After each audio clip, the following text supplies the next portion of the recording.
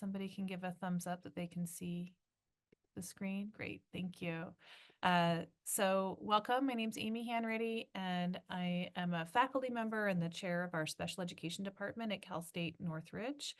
I have been, in addition to working as a faculty member in general, I've been working as a supervisor of teacher candidates for the past 12 years, and mostly focused on supervising teacher candidates earning their special education credential. And I'm just interested if we could put in the chat really quick, what types of programs you are supervising in, whether they're elementary, multiple subject, single subject, or special education, just to get a general sense of the types of programs you're supervising for. Great. I see a lot of single subject, multiple subject, a couple special education, and in single subject, lots of different areas. Oh, dual language. Wonderful. Excellent.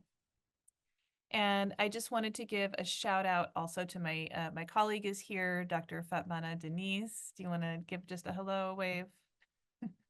Good morning, everybody. I'm also faculty in special education department in Cal State Northridge. I've been also supervising students, teacher candidates in special education. Also, I supervise in general education studies as well. It's nice Great. to be here. Good morning. Thank Good morning. you, Dr. Denise. So I'm going to just kind of orient us a little bit to our topic today, and then we will have several points for some kind of more open discussion. And I'm going to leave a significant portion of time at the end for us all to talk together. But here are the things that I'm hoping we can talk about based on the description. So first, we're really going to focus in on barriers to equity and justice associated with disability in schools.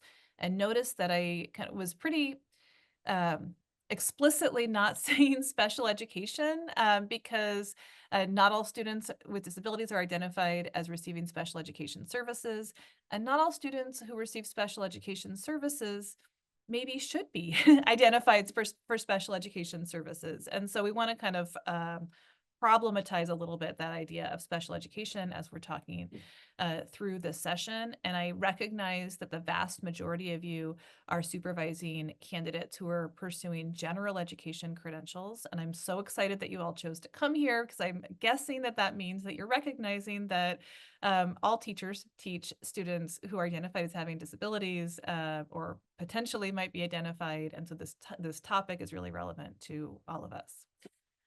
So then as we kind of talk about those issues of equity and justice, then we'll move into what do we do about it, and especially what is the role of supervisors in terms of strategic supervision to address issues associated with ableism.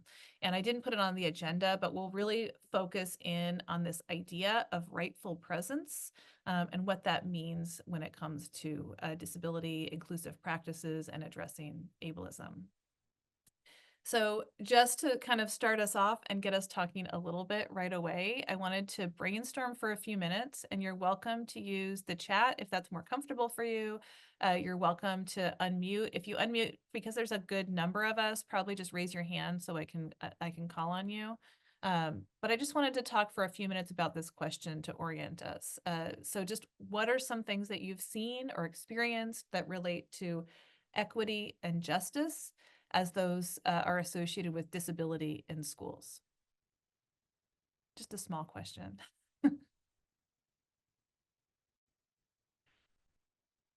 Okay, so I see deficit thinking. Okay, so kind of presuming sometimes incompetence or less competence among some students. Tomi wrote opportunity myth, and I'm really interested, Tomi, in what that means, if you're comfortable elaborating. Yeah. So like I feel like each time I ever enter like a resource classroom or such, it is almost always rote memorization, things of the sort where, as kind of mentioned here, like low expectations, and students don't get the opportunity to engage in like high level cognitively demanding tasks and get to explore like cool math topics and things of the sort, right? Have those discussions as their peers might have access to. Yeah. Absolutely. I think that there's this assumption about disability equals kind of a lack of critical thinking or potential for critical thinking, right? And we see that reflected in instruction and curriculum that is designed for students with disabilities. So I see learned helplessness, low expectations, assuming a mental deficit. So a lot of those are around our mindset, right? I appreciate Rebecca calling out resources and especially funding, right? To identify supports and services that students might need, maybe. Um, Turnover rates among special education teachers. Uh, yeah, negative attitude toward about disabilities in general, and that's we can just call that out as ableism or prejudice or bias on the basis of perceived disability. Understanding that equality is not equity. Great. A lot of agreement, Tommy, with your comment about opportunity myth. Yeah, wonderful. Anybody that wants to share out or unmute before we move on?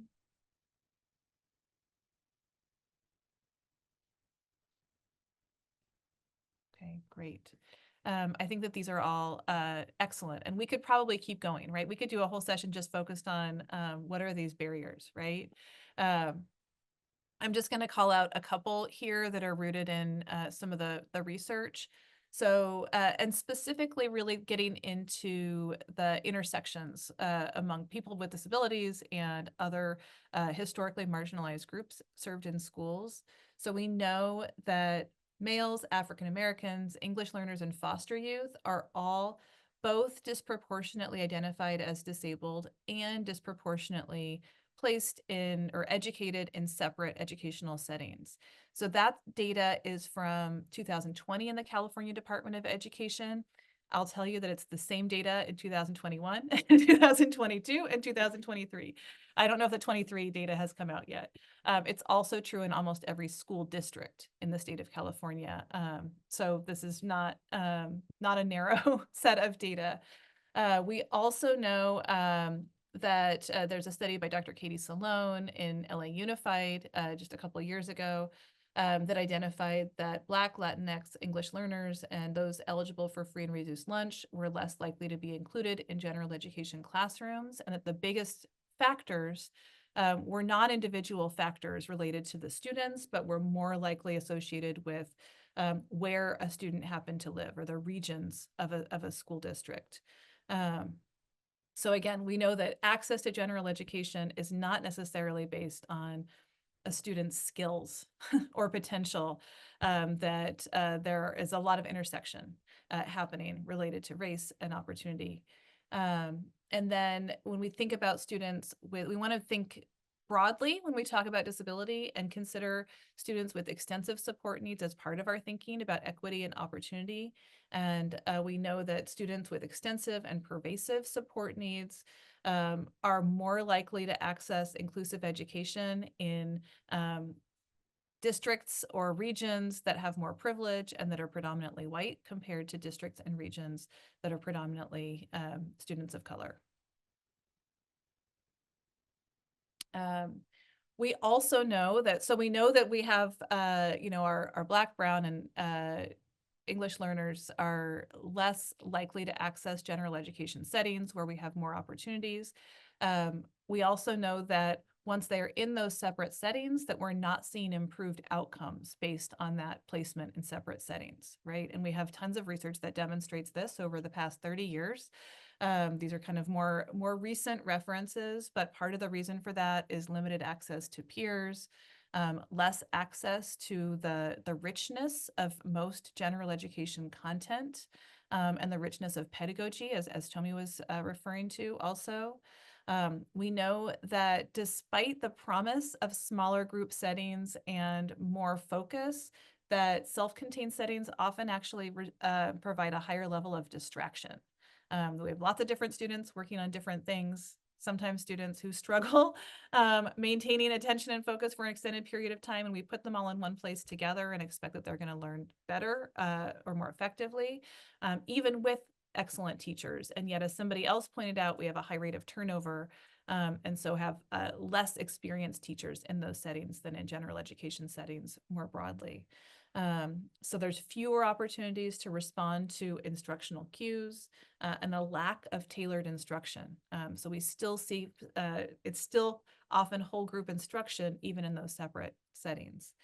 And then we also know that students who spend the majority of their school day in separate settings are less likely to experience positive outcomes upon graduation if they graduate from school at all. And then, you know, I think that it deserves a separate slide to kind of to talk a little bit about those outcomes in terms of suspension, expulsion, and what is often termed the school to prison pipeline. There's a little chart about suspensions, race, and disability, and it's basically saying that white students have a 1 in 20 likelihood of being suspended or expelled, and Black students with disabilities are 1 in 4. And so we have a lot, you know, there's a lot of factors that goes into that, including the overrepresentation of students with disabilities, but also the emphasis on behaviorism and kind of policing students, whether it's kind of on that one-to-one level where we have adults directing students over extended periods of their day and telling them what to do and a focus on compliance, or kind of the broader focus within schools on a zero tolerance behavior policies, which then increase suspension and expulsion for students who have a harder time complying with those behavior policies for a variety of reasons. And I'll just say I'm making a lot of bold statements here because I want to kind of lay it all out in terms of these equity challenges.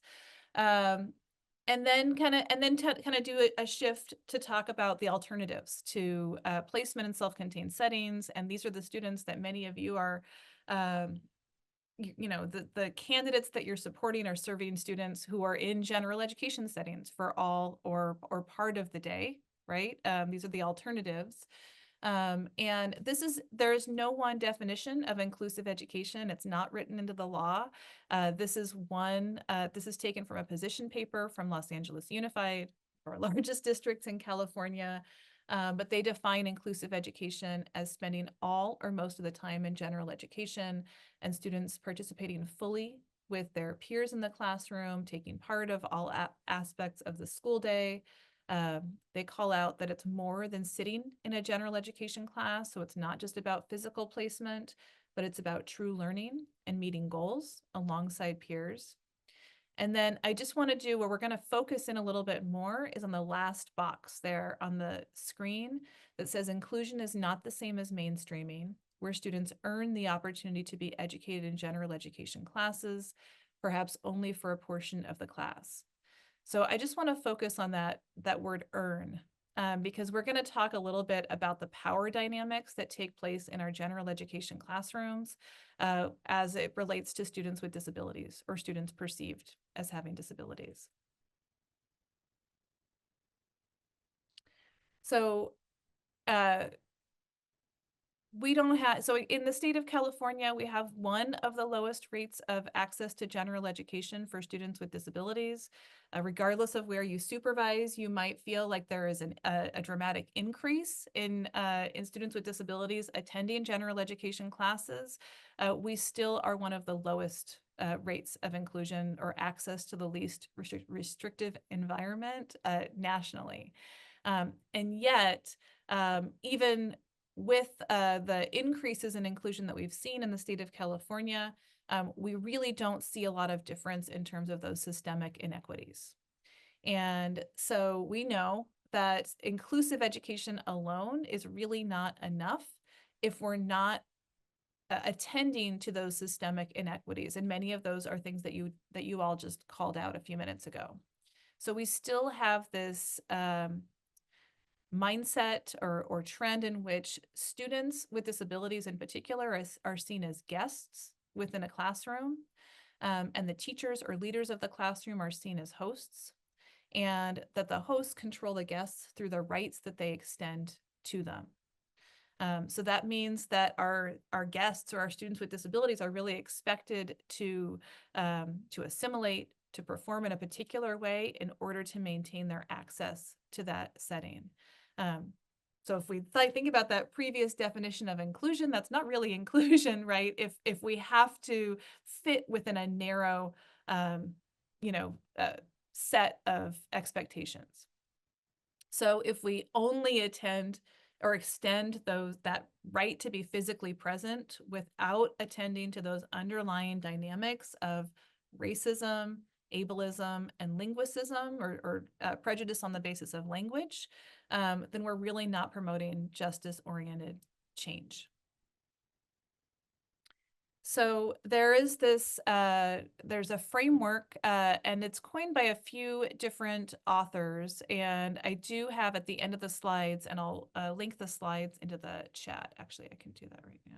Let's see. Yeah. So there's the slides. At the very end, there's a set of resources, and that includes a couple articles that describe this framework of rightful presence. And I'm wondering if anybody would be brave enough to read the definition out loud for us.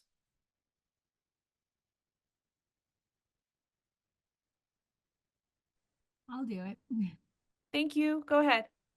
What is rightful presence? Rightful presence in education is about co-creating an environment conducive to learning and personal growth through cultivation of a culture of true belonging for students and educators who historically are treated like guests in a system designed to serve a dominant or host culture. Great. Thank you so much, Wanda. I appreciate it. Now, go ahead and just anybody, if you want to put into the chat any key words or phrases in that definition that stand out to you. Just words or phrases that kind of resonate with you there.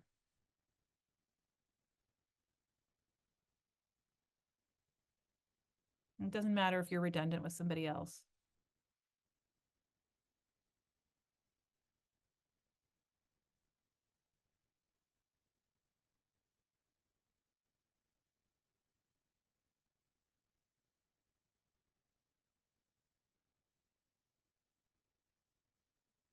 Okay, there's three main things that I'm seeing there in the chat.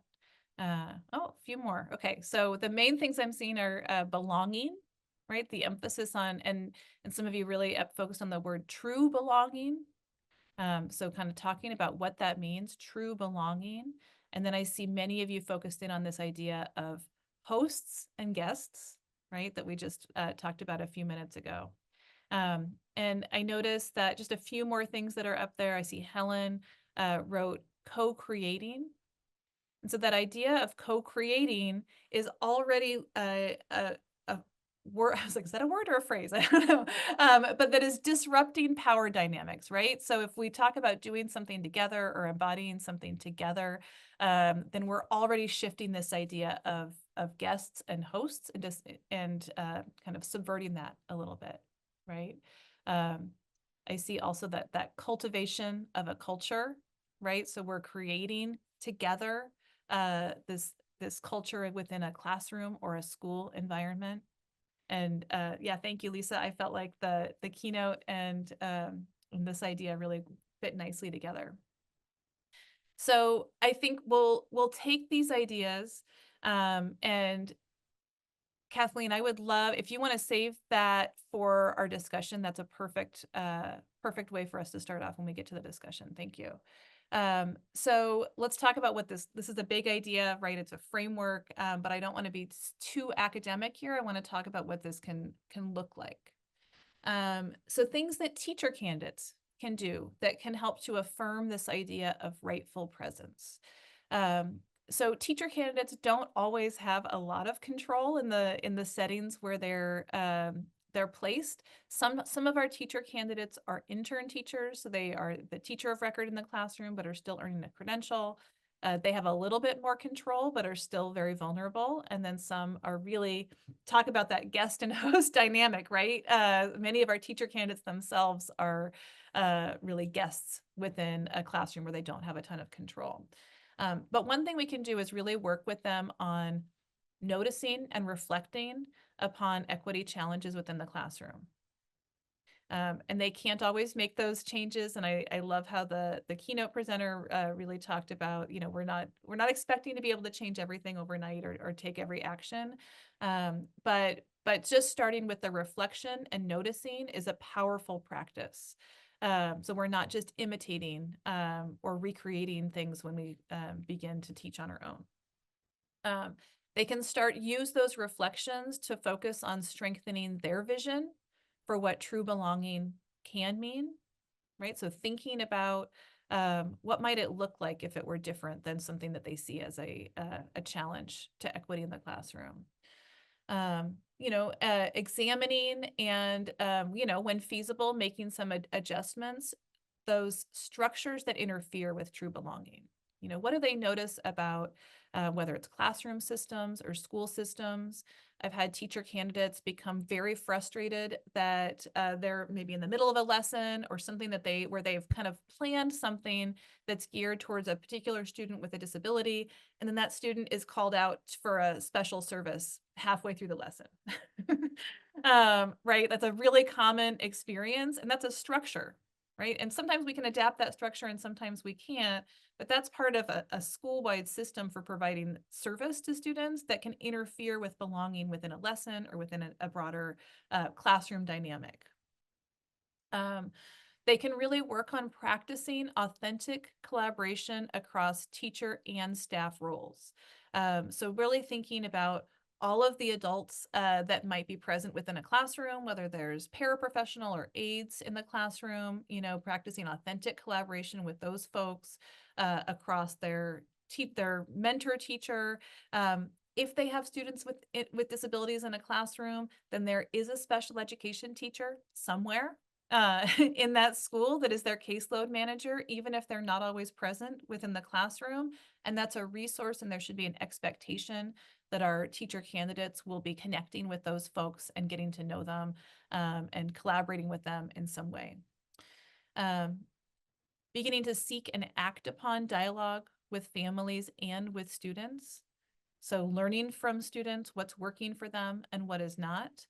With very young children, it can be as simple as, did you like doing this or didn't you, right? So really simple to far more complex as students get older, and noticing the things that students enjoy and don't enjoy, because that's the way that we value their choice and their power, even if they don't have the words to express, those opinions. And then making sure that those teacher candidates are proactively planning for all of the variability of learners that they're serving in their settings. So I'm just going to talk through kind of three main areas that relate to this idea of rightful presence, and then we're going to have some discussion. So the first one is that idea that many of you called out, is this idea of true belonging. So just a little bit more on what that can look like. So the goal of true belonging is to experience comfort, safety, and peace. And so when we talk about barriers, we talk about what are the things that are happening in the classroom that are disrupting students' comfort, safety, and peace within the classroom environment. Considering representation.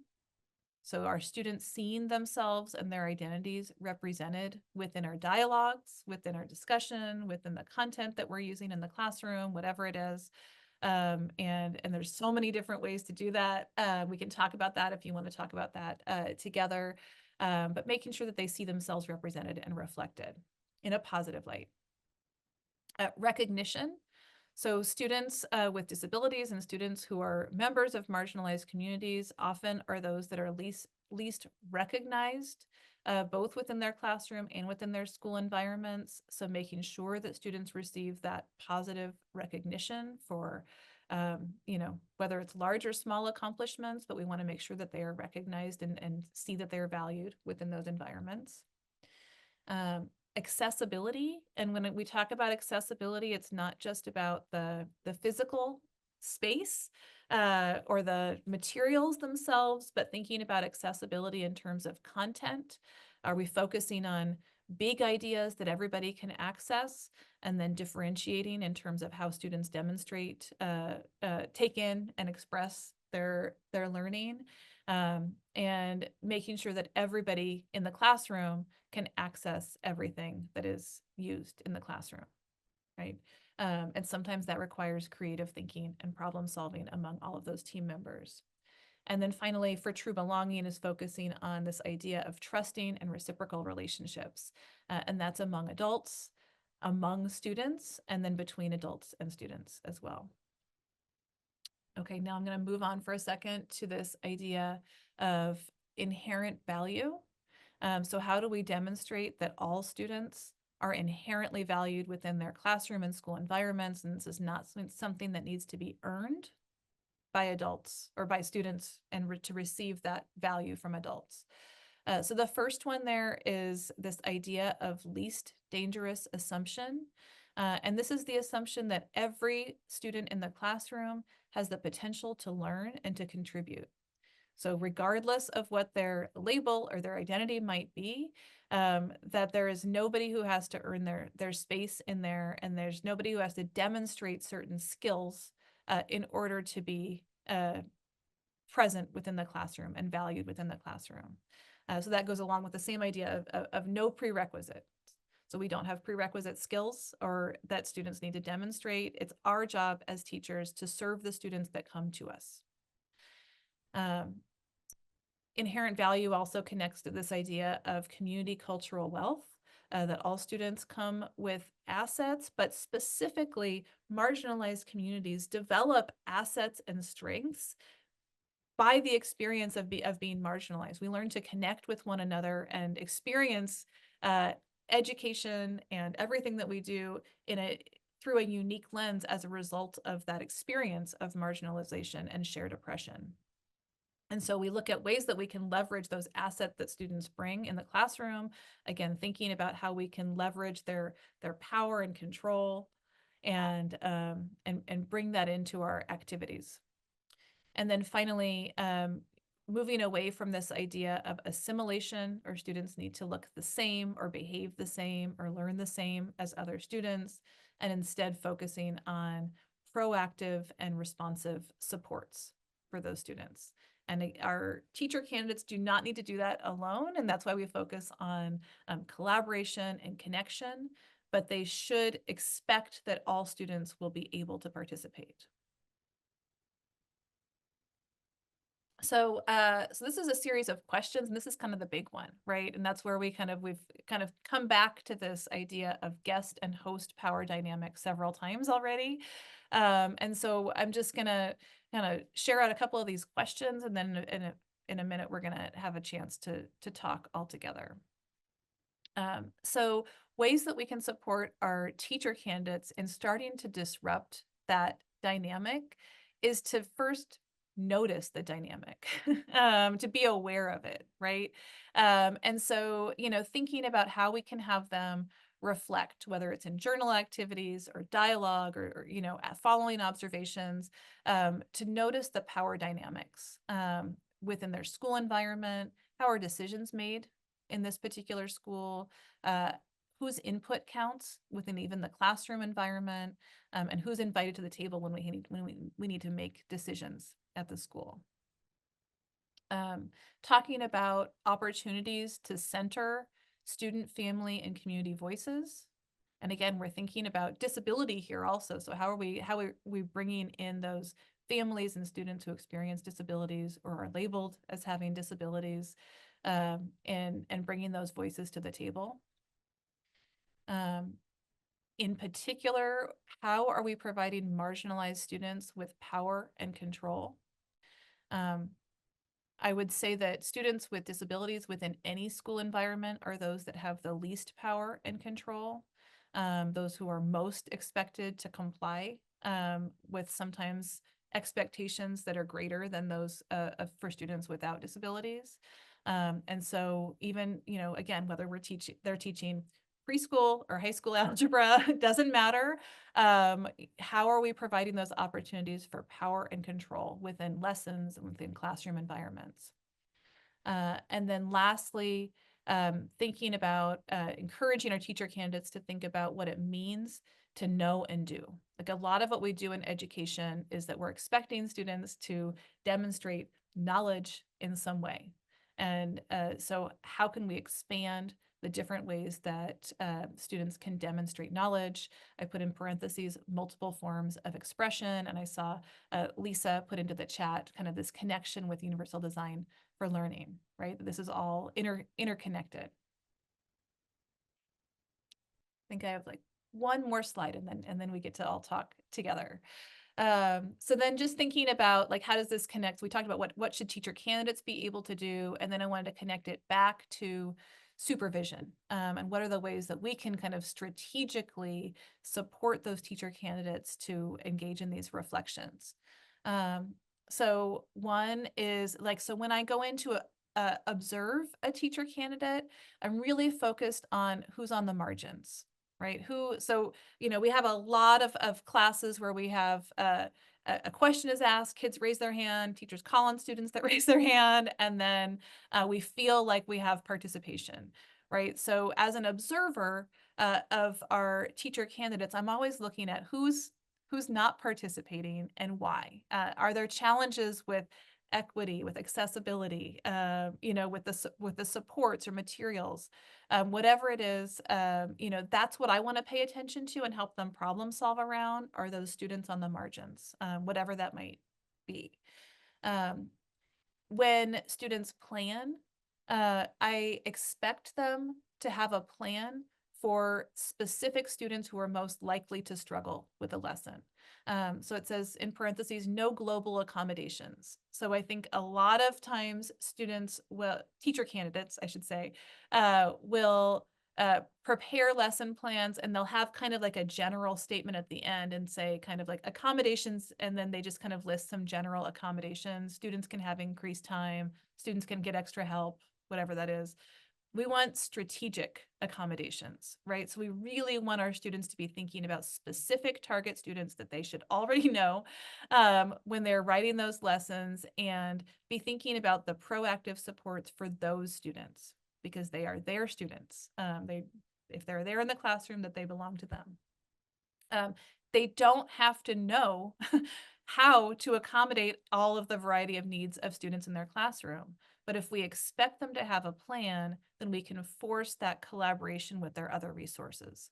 Again, every student with an IEP has a case carrier. They can find out who that case carrier is as part of their role, regardless of what their placement is. One thing I would watch for is, we talk about no prerequisites and honoring who students are. And that means that we need to watch for overly simplistic class management systems or discipline systems that are more likely to marginalize some students in the classroom. And encouraging our candidates to reflect on who is benefiting from those systems in the classroom. We should expect that we will have minimize whole group instruction. And so we will have students being regrouped, again, regardless of the age, whether we're high school or preschool, it doesn't matter.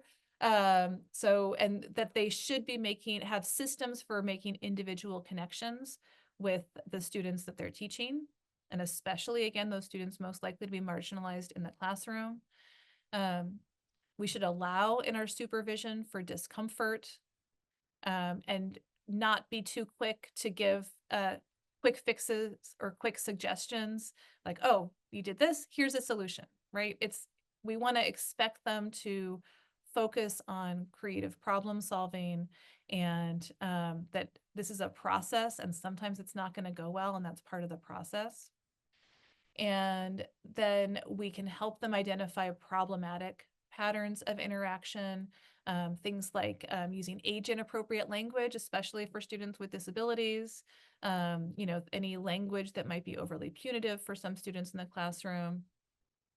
And then finally, I just avoided, because I also focus on inclusion of students with extensive support needs, to avoid what I call mascotting, or like that student raises their hand and participates and everybody claps. Right? So that's not true belonging. That's kind of like making one student into a mascot, and we're getting more joy out of that than maybe the student themselves. Okay. I have talked a lot now. I tried to talk quickly and kind of give some context or enough, make enough bold statements that we would have some things to talk about here. And I have a few questions up on the screen. We have about 20 minutes to talk. I see some great comments in the chat.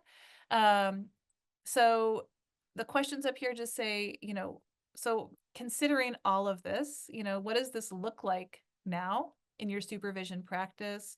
What are the barriers that you're seeing? And are there things that you'd like to try?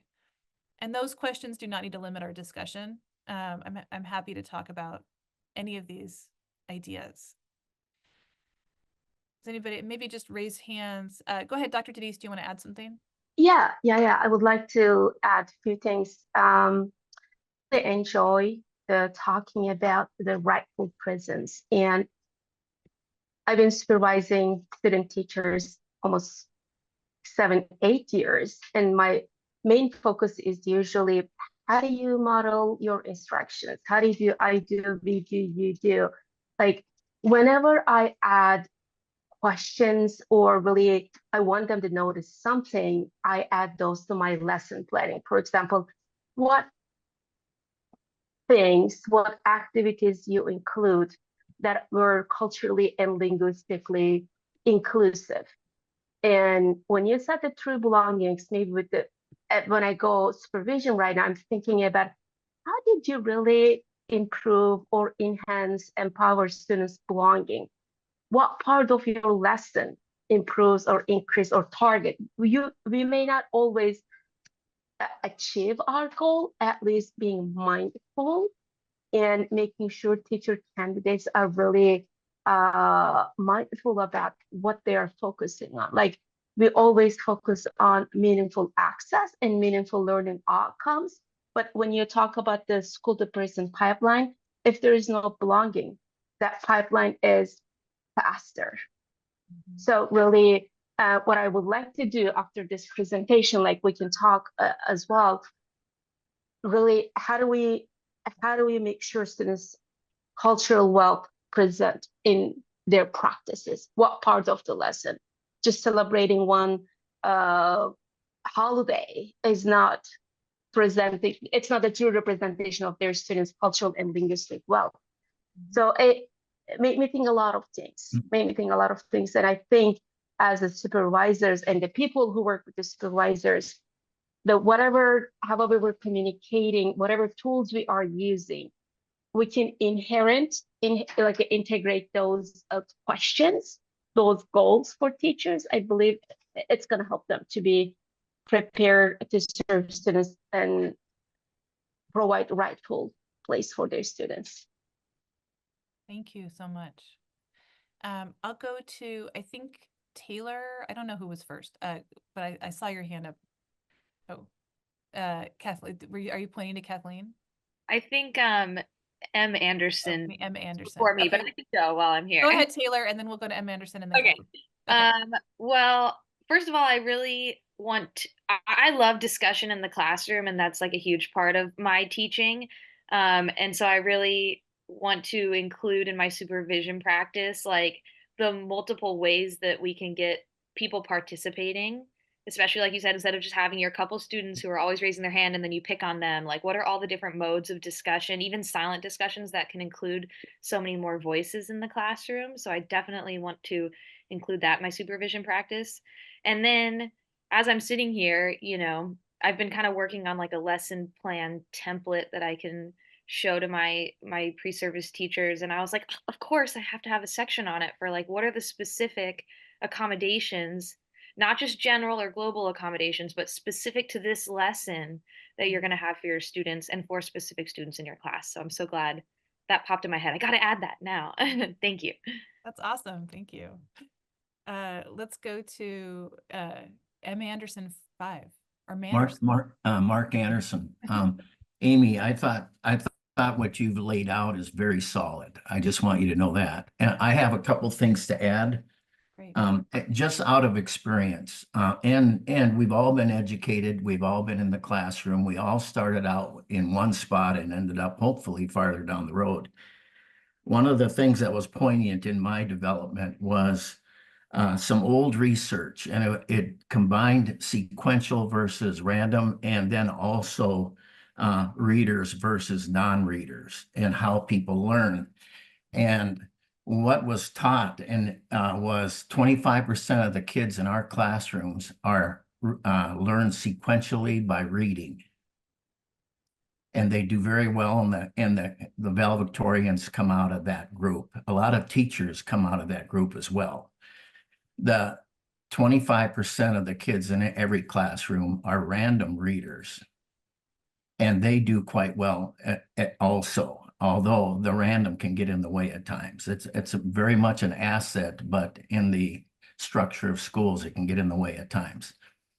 The sequential doers, they're really good in the things like cookbook labs and so on. But the only way they survive is by doing things. They don't learn by reading. And these are continuums too, so it's not like it's all or one. And then the fourth, but they still do very well in school because they're sequential and they have a way of surviving. The random doers is a complete failure. 9 out of 10 kids who drop out of school are random doers. 9 out of 10 people who go to prison are random doers. And so in all of our work that we're doing, and we now have UDL, which we talk about, but the great teachers are using it the whole time anyway. But we have to accommodate all of the groups within our classes. And until we help the random doers survive and then thrive, we're going to come up short. And so I just wanted to add that to what you've already stated. You can tell it really changed my thinking, and it really helped me as a teacher. So that's enough. Thank you.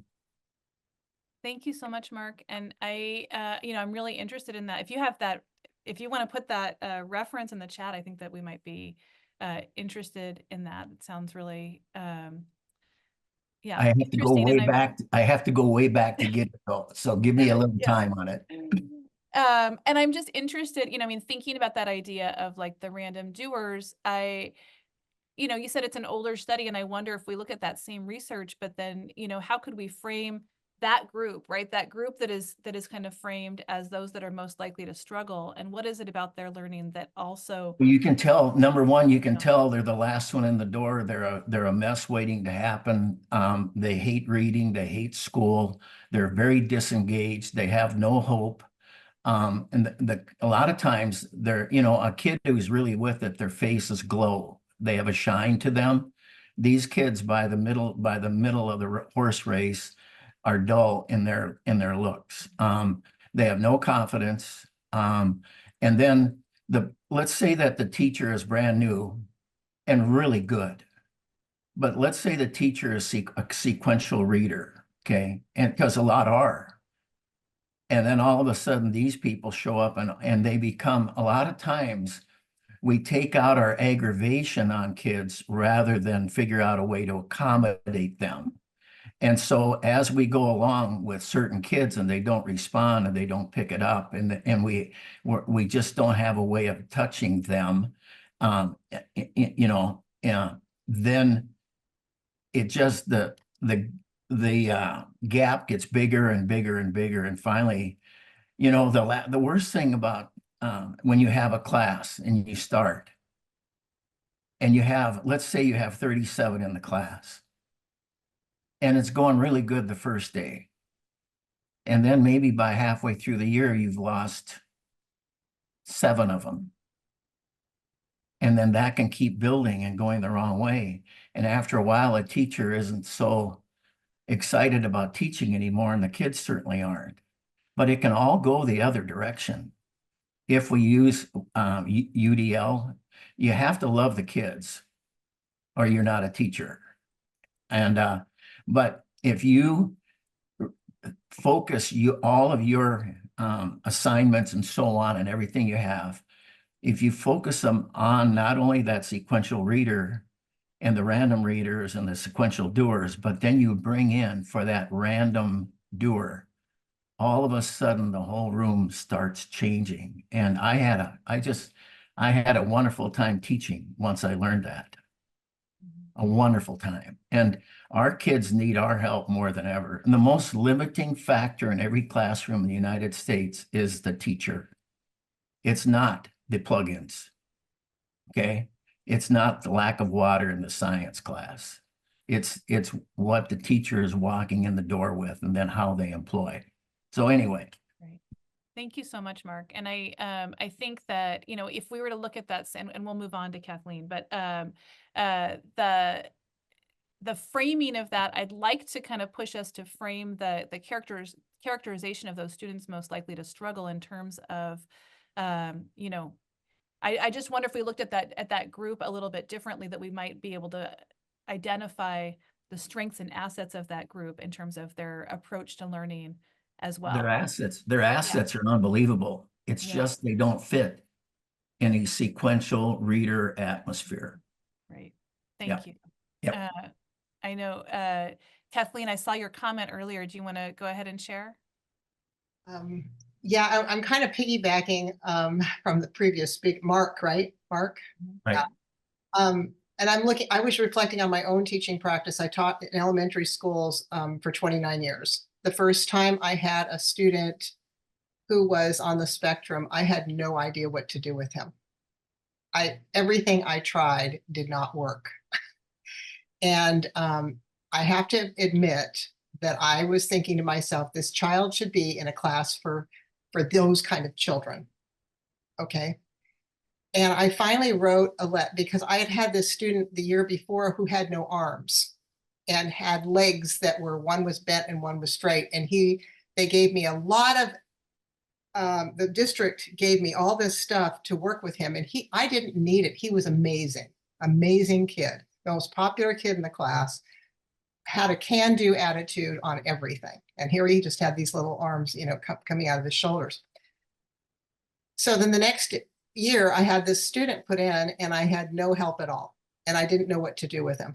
And I finally wrote a letter to our director of special ed and handed it to my principal first, because I thought, she says, no, it's respectful. It's very direct. And that's me. I'm very direct. And out of that, I received assistance from a specialist, an autistic specialist, as well as I had an aide. And I changed my whole attitude with this boy, because I felt like, no, he should not be in some special ed classroom. He's bright and he can learn, and he's, you know, he has amazing possibilities and amazing capabilities. He should be with us. So I totally changed my attitude. And I don't know if, of course, you know, I had teacher training way back in the dark ages, but I don't know what the students are getting now, but there are more and more children on the spectrum. And so the next time I had a child on the spectrum, at first I thought, ugh, and he wasn't even identified, except I identified him in the first 5 minutes.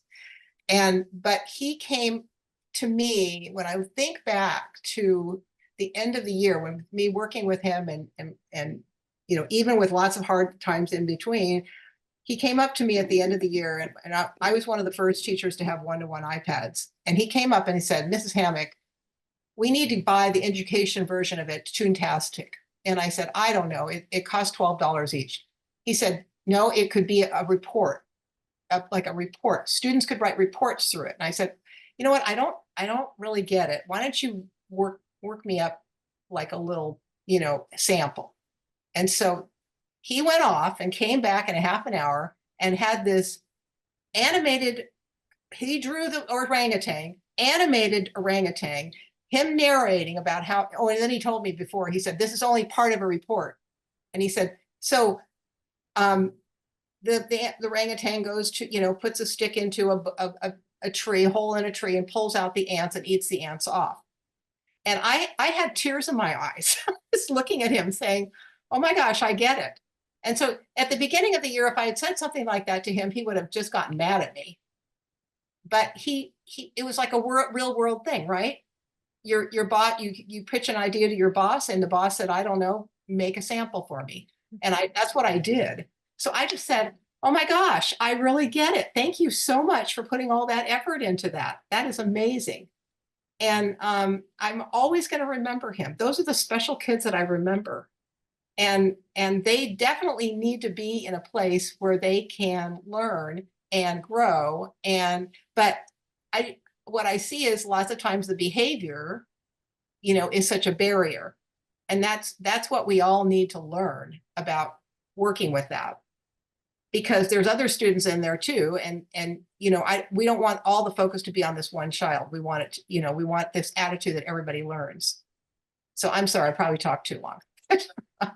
No, that's okay. I really appreciate that. I think that, we have so many teacher candidates who might get the message from a mentor teacher that is more consistent than with what your first impression, right? That first impression that student doesn't belong, unfortunately, is sometimes kind of reiterated to our teacher candidates, and then they embody that mindset. And Right. so I think that that's why we have to be able to bring an alternative mindset, because they're not always going to get that. And they might be working with people who point out like all of the reasons why the student doesn't belong, and they need to hear all of the ways in which we can promote that belonging for students. And it is not always easy. And, and we can have a whole conversation about behavior, but there's 4 people raising their hands. And so I want Yeah, I was just yeah. going to say, Amy, we have 5 minutes and 4 people, so Yeah. maybe 1 minute each would be great if you Yeah. can just share a question maybe or a comment. Thanks. Perfect. Thank you, Lisa. Go ahead, Sheila.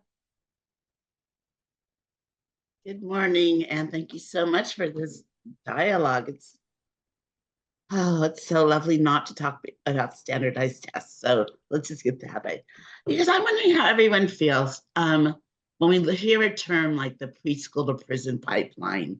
Should we as educators even be including that in a way to describe, or are we setting up a self-fulfilling prophecy for kids? I don't know how to feel about that. I hear it. I teach, supervise student teachers in the Santa Ana district, and Santa Ana, well, there's all that connotation already. And that's a term I hear a lot. So I'm just curious what others think about it. Yeah, thank you, Sheila. I'll let people respond in the chat so that we can let Paula and Peter respond also. Go ahead, Paula. Oh, you're muted.